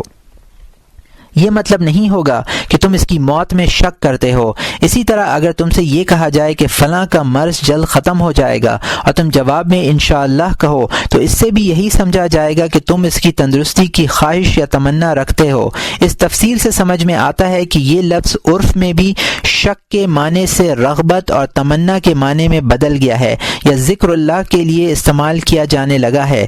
بہرحال ان میں سے کوئی بھی معنی مقصود ہوں، استثناء کرنا درست ہے۔ تیسری صورت کا مدار شک پر ہے۔ اس کے معنی یہ ہیں کہ میں واقع میں مومن ہوں انشاءاللہ، اس لیے کہ اللہ تعالیٰ نے چند لوگوں کو مخصوص کر کے یہ ارشاد فرمایا اولئک هم المؤمنون حقا، پارہ نمبر 9 رکوع نمبر 15 آیت نمبر 4۔ ترجمہ، حقیقت میں وہی لوگ مومن ہیں۔ اس آیت کریمہ کی روح سے مومنین کی دو قسمیں ہو گئیں۔ اس صورت میں انشاءاللہ کا شک اصل ایمان کی طرف راجع نہیں ہے بلکہ کمال ایمان کی طرف راجع ہے۔ ہر صاحب ایمان کو اپنے ایمان کی تکمیل میں شک ہے، اور یہ شک کفر نہیں ہے، کیونکہ کمال ایمان میں شک کا ہونا دو وجہ سے صحیح ہے۔ اول یہ کہ نفاق ایمان کے کمال کے منافی ہے، اور نفاق ایک پوشیدہ امر ہے جس کا ادراک مشکل ہے، اور یہ معلوم ہونا بھی مشکل ہے کہ نفاق سے برات ہوئی یا نہیں۔ دوم یہ کہ ایمان اعمال صالحہ سے مکمل ہوتا ہے، اور یہ معلوم نہیں ہو پاتا کہ ہمارے اعمال بھی درجہ کمال کو پہنچے ہیں یا نہیں۔ عمل کے ذریعے ایمان کامل ہونا مندرجہ ذیل آیات کی وجہ سے ہے۔ انما المؤمنون الذين آمنوا بالله ورسوله ثم لم يرتابوا وجاهدوا بأموالهم وأنفسهم في سبيل الله أولئك هم الصادقون، پارہ نمبر 26 رکوع نمبر 14 آیت نمبر 177۔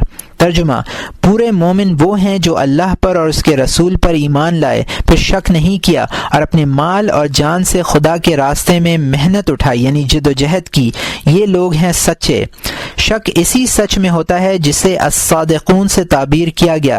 اس آیت میں ارشاد فرمایا وَلَكِنَّ الْبِرَّ مَنْ آمَنَ بِاللَّهِ وَالْيَوْمِ الْآخِرِ وَالْمَلَائِكَةِ وَالْكِتَابِ وَالنَّبِيِّينَ، پارہ نمبر 2 رکوع نمبر 6 آیت نمبر 177۔ ترجمہ، لیکن اصل کمال تو یہ ہے کہ کوئی شخص اللہ پر یقین رکھے اور قیامت کے دن پر اور فرشتوں پر اور سب کتب سماویہ پر اور پیغمبروں پر۔ اس آیت میں مومنین کے 20 وصف بیان کیے گئے ہیں، مثلا عہد کا پورا کرنا، مصائب پر صبر کرنا وغیرہ۔ پھر یہ ارشاد فرمایا اولئک الذین صدقوا، پارہ نمبر 2 رکوع نمبر 6 آیت نمبر 177۔ ترجمہ، یہ لوگ ہیں جو سچے ہیں۔ کچھ اور آیات حسب ذیل ہیں، یرفع اللہ الذین آمنوا منکم والذین اوتوا العلم درجات، پارہ نمبر 28 رکوع نمبر 2 آیت نمبر 11۔ اللہ تعالیٰ تم میں ایمان والوں کے اور ایمان والوں میں ان لوگوں کے جن کو علم دین عطا ہوا اخروی درجے بلند کرے گا۔ لا یستوی منکم من انفق من قبل الفتح وقاتل، پارہ نمبر 27 رکوع نمبر 17 آیت نمبر 10۔ ترجمہ، جو لوگ فتح مکہ سے پہلے خرچ کر چکے اور لڑ چکے وہ برابر نہیں ہیں، ہم درجات عند اللہ، پارہ نمبر 4 رکوع نمبر 8 آیت نمبر 176۔ ترجمہ، یہ مذکورین درجات میں مختلف ہیں اللہ کے نزدیک۔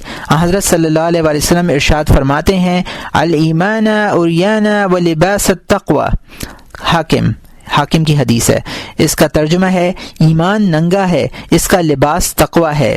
الایمان بدع وسبعون بابا ادناها اماته الاذى عن الطریق، اور یہ بخاری اور مسلم کی حدیث ہے۔ ترجمہ، ایمان کے 70 سے کچھ زیادہ قسمیں ہیں، ان میں سے ادنا قسم راستے سے ایذا دینے والی چیز کا ہٹانا ہے۔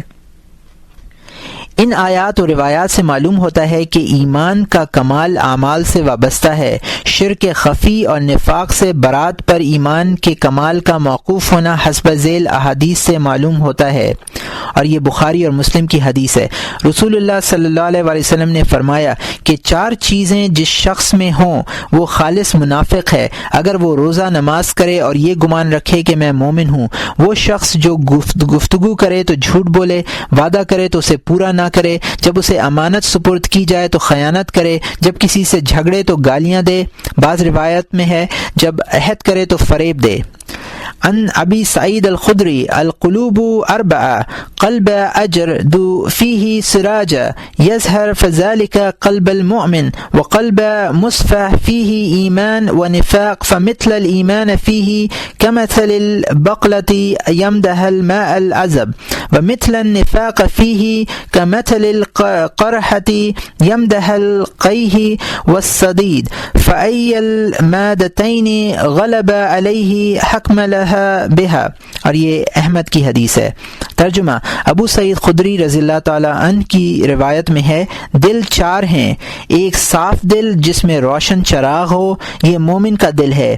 ایک 2 رخا دل جس میں ایمان اور نفاق دونوں ہو، ایمان کی مثال اس میں ساگ کی سی ہے جسے میٹھا پانی بڑھاتا ہے، اور نفاق کی مثال پھوڑے کی سی ہے جسے پیپ بڑھاتی ہے۔ جس پر جو مادہ غالب ہوگا اس پر وہی حکم لگایا جائے گا۔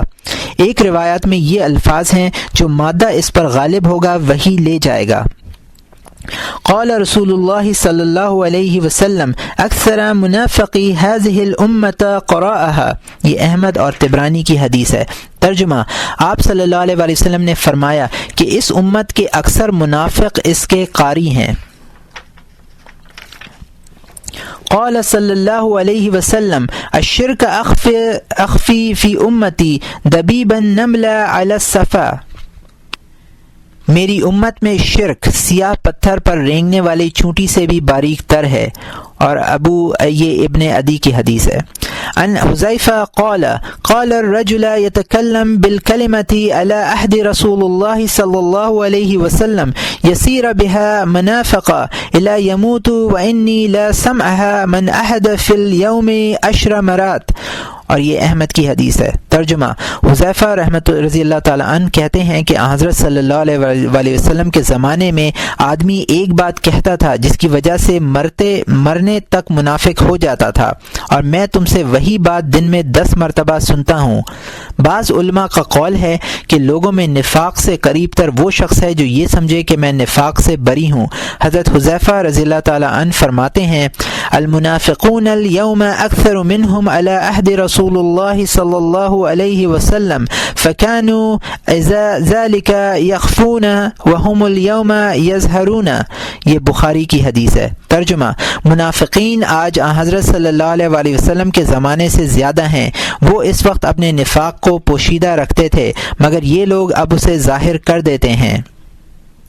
یہ نفاق سچے ایمان اور کمال ایمان کے منافی ہے۔ یہ نفاق ایک مخفی امر ہے۔ اس سے بعید تر شخص وہ ہے جو اس سے خوف کھاتا ہو، اور قریب تر شخص وہ ہے جو یہ سمجھے کہ میں اس سے بری ہوں۔ چنانچہ حضرت حسن بصری رحمۃ اللہ علیہ سے کسی نے پوچھا کہ لوگ کہتے ہیں کہ اب نفاق باقی نہیں رہا۔ آپ نے فرمایا: بھائی، اگر منافق مر جائے تو راستوں میں تمہیں وحشت ہونے لگے، یعنی منافقین اس کثرت سے ہیں کہ اگر سب مر جائیں تو راستوں میں رونق باقی نہ رہے۔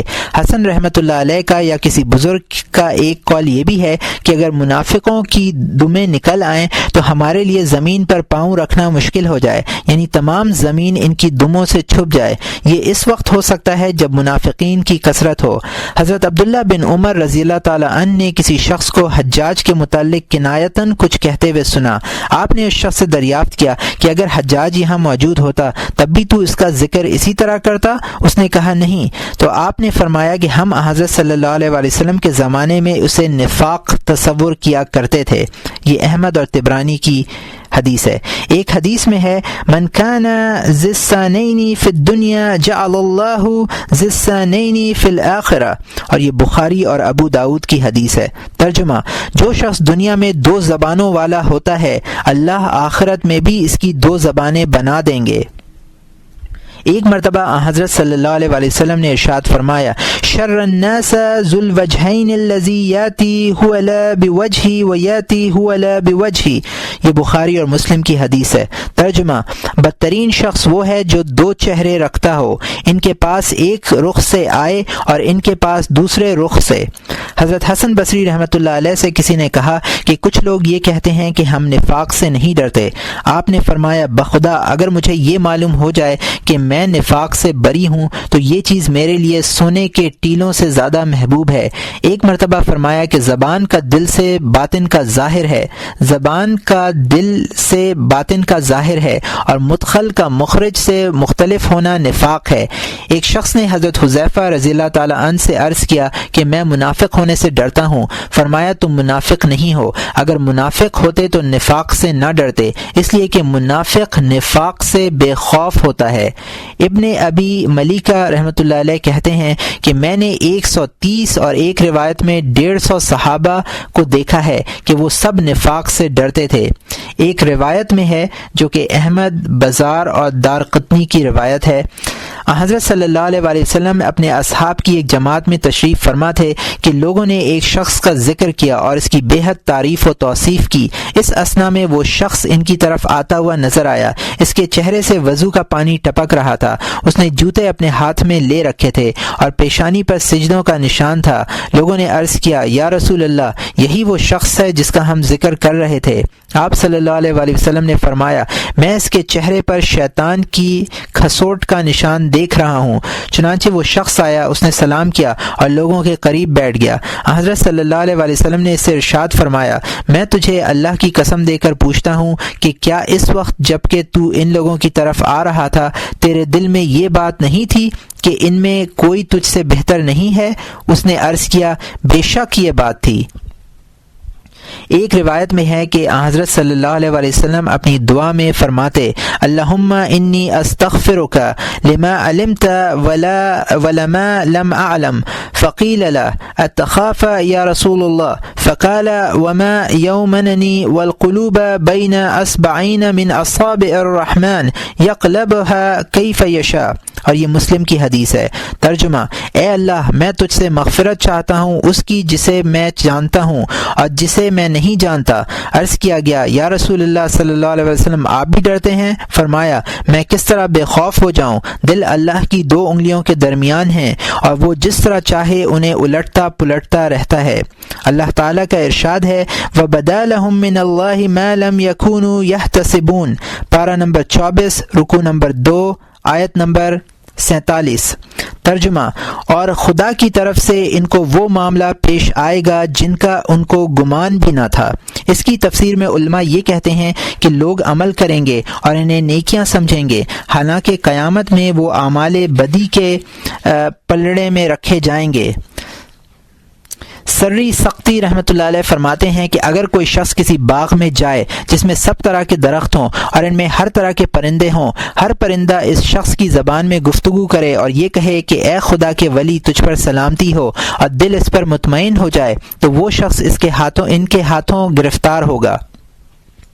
بہرحال ان آثار و روایات سے معلوم ہوتا ہے کہ نفاق اور شرک خفی خطرناک امور ہیں، ان سے بے خوف رہنے کی کوئی صورت نہیں، یہاں تک کہ حضرت عمر رضی اللہ تعالیٰ عنہ حضرت حذیفہ رضی اللہ تعالیٰ عنہ سے اپنے نفس کے احوال معلوم کیا کرتے تھے کہ کہیں میرا ذکر تو منافقین میں نہیں ہوا۔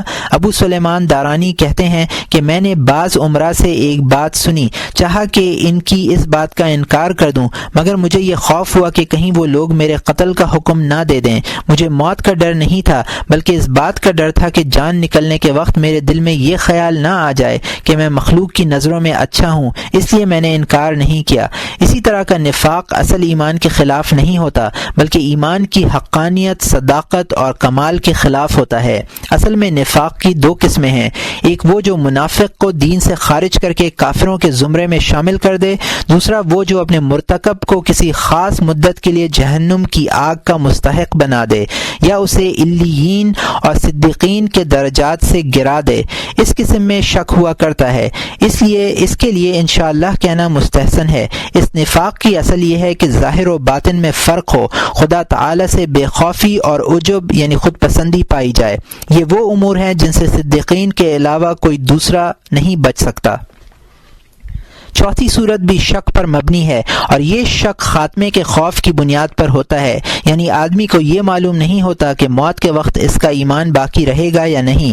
اگر خاتمہ کفر پر ہوا تو سابقہ ایمان بھی لغو قرار پایا، اس لیے کہ اس کی صحت و افادیت انجام کی سلامتی پر موقوف تھی۔ جیسے روزے دار سے اگر یہ پوچھا جائے کہ کیا تم روزے سے ہو اور وہ اسبات میں جواب دے، بعد میں وہ غروب آفتاب سے پہلے کسی وقت انتظار کر لے، تو اس کا پہلا قول جھوٹا قرار پائے گا، اس لیے کہ روزے کی صحت آفتاب کے غروب ہونے پر موقوف ہے، اگرچہ تمام دن روزے کا وقت ہے۔ اسی طرح زندگی کے تمام ماہ و سال ایمان کے ساتھ گزرے ہیں، لیکن ایمان کامل اس وقت ہوتا ہے جب خاتمہ بھی ایمان پر ہو، اس لیے کہ مومن کے ساتھ وہی ایمان باقی رہتا ہے۔ جہاں تک خاتمے کا سوال ہے، اس کے بارے میں یقین کے ساتھ کچھ نہیں کہا جا سکتا، یہ خطرناک مرحلہ ہے۔ بہت سے عارف باللہ محض اس خوف سے روتے رہتے تھے کہ کہیں انجام خراب نہ ہو جائے، کیونکہ خاتمہ فیصلہ سابقہ اور خواہش ازلی کا نتیجہ و ثمرہ ہے، اور خواہش ازلی اس وقت ظاہر ہوتی ہے جب وہ چیز ظاہر ہو جس پر حکم کا ترتب ہوتا ہے، اور خواہش ازلی سے کوئی شخص واقف نہیں ہے۔ اکثر ایسا ہوتا ہے کہ حال سے وہ چیز ظاہر ہوتی ہے جس کی مشیت سابقہ خلاف ہو۔ اس صورت میں کون جان سکتا ہے کہ میں ان لوگوں میں سے ہوں جن کے بارے میں کاتب تقدیر نے حسن تقدیر کا فیصلہ لکھا ہے۔ بعض لوگوں نے قرآن پاک کی اس آیت کی تفسیر میں وَجَاءَتْ سُكْرَةُ الْمَوْتِ بِالْحَقِّ، پارہ نمبر 26 رکوع نمبر 16 آیت نمبر 19، ترجمہ، اور موت کی سختی یقیناً آ پہنچی، حقیقتاً آ پہنچی۔ لکھا ہے کہ حق سے مراد سابقہ ازلی ہے، یعنی موت کے وقت اسے سابقہ ازلی کا ظہور ہوگا، پہلے سے کوئی واقف نہیں کہ کیا ہونے والا ہے۔ بعض بزرگان دین فرماتے ہیں کہ قیامت میں صرف وہ اعمال تولے جائیں گے جو خاتمے سے متعلق ہوں گے۔ حضرت ابو الدرداء فرمایا کرتے تھے کہ خدا کی قسم، جو شخص اپنے ایمان کے سلب ہونے سے بے خوف ہوگا، اس کا ایمان ضرور سلب ہو جائے گا۔ بعض علماء کا قول ہے کہ کچھ گناہ ایسے ہیں جن کی سزا انجام کی خرابی خرابی ہے۔ اللہ تعالیٰ کی ہم ان گناہوں سے پناہ مانگتے ہیں۔ ایک بزرگ فرماتے ہیں کہ ولایت اور کرامت کے متعلق جھوٹے دعوے کرنے والے شخص کی یہ سزا ہے کہ اس کا خاتمہ اچھا نہیں ہوتا۔ ایک بزرگ یہ کہتے ہیں کہ اگر مجھے مکان کے دروازے پر شہادت مل رہی ہو اور کمرے میں توحید پر موت مل رہی ہو تو میں کمرے میں مرنے کو ترجیح دوں گا۔ مجھے کیا معلوم کہ صحن طے کر کے مکان کے دروازے تک پہنچنے میں میرے دل کی توحید میں کیا تبدیلیاں واقع ہوں گی۔ ایک بزرگ کا ارشاد ہے کہ میں کسی شخص کو 50 سال تک موحد سمجھتا رہوں، پھر میرے اور اس کے درمیان ایک ستون حائل ہو جائے اور اس لمحے اس کی موت آ جائے تو میں یہ نہیں کہوں گا کہ وہ توحید پر مرا، اس لیے کہ اتنے عرصے میں اس کے دل کا حال معلوم نہیں۔ ایک حدیث میں ہے من قال انا مؤمن فهو کافر ومن قال انا عالم فهو جاہل، اور یہ طبرانی کی حدیث ہے۔ اس کا ترجمہ ہے جو شخص یہ کہے کہ میں مومن ہوں تو وہ کافر ہے، اور جو شخص یہ کہے کہ میں عالم ہوں تو وہ جاہل ہے۔ اللہ تعالیٰ کا ارشاد ہے وَتَمَّتْ كَلِمَةُ رَبِّكَ صِدْقًا وَعَدْلًا، پارہ نمبر 8 رکوع نمبر 1 آیت نمبر 115۔ ترجمہ، اور آپ کے رب کا کلام واقعیت اور اعتدال کے اعتبار سے کامل ہے۔ اس آیت کے بارے میں مفسرین فرماتے ہیں کہ صدق اس شخص کے لیے ہے جس کا ایمان پر خاتمہ ہوا ہو، اور عدل اس شخص کے لیے ہے جو شرک پر مرا ہو۔ اللہ تعالیٰ فرماتے ہیں وَلِلَّهِ عَاقِبَةُ الْأُمُورِ، پارہ نمبر 17 رکوع نمبر 13 آیت نمبر 41۔ ترجمہ، اور اللہ ہی کے لیے امور کا انجام ہے۔ جب شک کا یہ عالم ہے تو انشاءاللہ کہنا واجب ہے۔ ایمان اسے کہتے ہیں جو جنت کے لیے مفید ہو، جس طرح روزہ اس عمل کو کہتے ہیں جو روزے دار کو عند اللہ بری الذمہ کر دے۔ جو روزہ غروب آفتاب سے پہلے ختم کر دیا گیا ہو وہ بری الذمہ نہیں کرتا، اس لیے اسے روزہ نہیں کہیں گے۔ یہی حال ایمان کا ہے، بلکہ اس تفصیل کے بعد تو اگر کوئی شخص گزرے ہوئے کل کے روزے کے بارے میں استفسار کرے تو اس کے جواب میں بھی انشاءاللہ کہنا چاہیے، اس لیے کہ حقیقی روزہ وہ ہے جو مقبول ہوا ہو، اور مقبولیت کے بارے میں خدا کے علاوہ کوئی نہیں جانتا۔ اس اعتبار سے ہر عمل خیر میں انشاءاللہ کہنا بہتر ہے۔ ان مواقع پر انشاءاللہ کہنے کا مطلب یہ ہوگا کہ کہنے والے کو اپنے عمل کے مقبول ہونے میں شک ہے، اگرچہ عمل کی تمام ظاہری شرائط موجود ہیں، لیکن کچھ پوشیدہ اسباب بھی ہیں جنہیں خدا کے علاوہ کوئی نہیں جانتا۔ یہ اسباب اس عمل کی قبولیت کی راہ میں مانع بھی ہو سکتے ہیں۔ اس اعتبار سے شک کرنا صحیح ہے اور انشاءاللہ کہنا درست ہے۔ یہاں امام غزالی کی کتاب العقائد ختم ہوتی ہے۔